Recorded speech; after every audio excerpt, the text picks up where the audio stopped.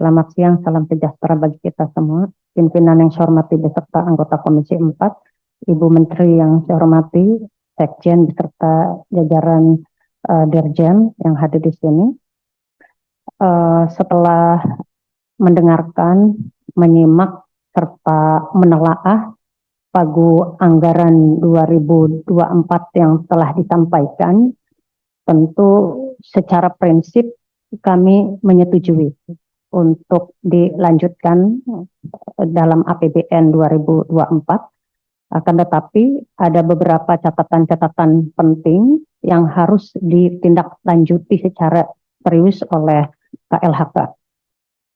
Baik dari sisi mungkin realisasi anggaran 2023, kami mendorong bahwa realisasi ini untuk segera dipercepat mengingat waktu yang tersisa efektif adalah tinggal 3 bulan lagi untuk segera direalisasikan. Dan berikutnya kaitan dengan perencanaan yang disusun sebagai bentuk formula dan dilakukan dalam kegiatan dan program, ini harus menghasilkan output serta outcome yang jelas. Sehingga anggaran-anggaran yang tersedia ini bisa dibelanjakan secara efektif dan efisien. Kami juga mendorong semangat kinerja dari KLHK untuk bisa mengelola potensi kehutanan dengan sebaik-baiknya. Sehingga hutan-hutan yang ada di seluruh Indonesia ini bisa tetap terjaga dan tetap lestari. Di samping itu juga, kami juga mendorong PNBP yang dihasilkan oleh KLHK juga harus lebih dioptimalkan dengan meningkatkan penagihan piutang-piutang yang dilakukan oleh korporat. Di sini juga penegakan hukum yang ada di KLHK juga harus secara intens dan masif agar PNBP yang dihasilkan dari piutang-piutang tersebut bisa didapatkan di KLHK.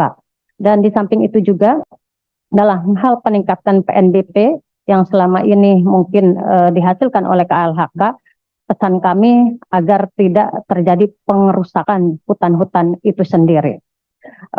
Tentang lingkungan, fenomena yang ada kaitan dengan El Nino, banyak persoalan yang kita rasakan, yang kita lihat seperti dampak daripada kekeringan, polusi udara, persampahan, dan sebagainya. Kami juga mendorong bahwa ada aksi nyata dari KLHK untuk bisa melakukan langkah-langkah konkret terhadap persoalan dinamika yang ada.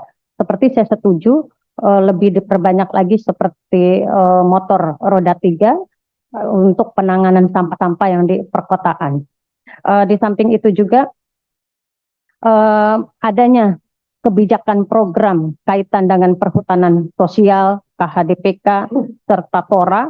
Ini juga kami mendorong agar KLHK melakukan sosialisasi secara masif karena mengingat program tersebut ini sangat penting untuk bisa meningkatkan perekonomian masyarakat sekitar hutan.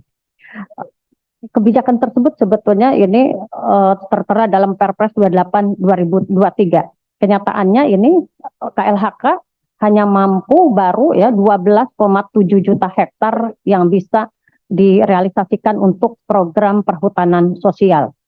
Berikutnya bahwa izin pemanfaatan kayu hutan mangrove ini juga masih menjadi catatan dan kritisi oleh Komisi 4. Kami meminta Menteri KLHK juga untuk memberikan perhatian serius terhadap persoalan ini. Dalam buku State of Indonesia Forest 2022, ini disampaikan bahwa tahun 2018-2019 angka deforestasi sebesar 465,5 ribu hektar dan angka reforestasinya hanya 3.000 hektar. Tahun 2019 sampai 2020 juga mencatat angka deforestasinya sebesar 119,1 ribu dan angka reforestasinya 3,6 ribu hektar.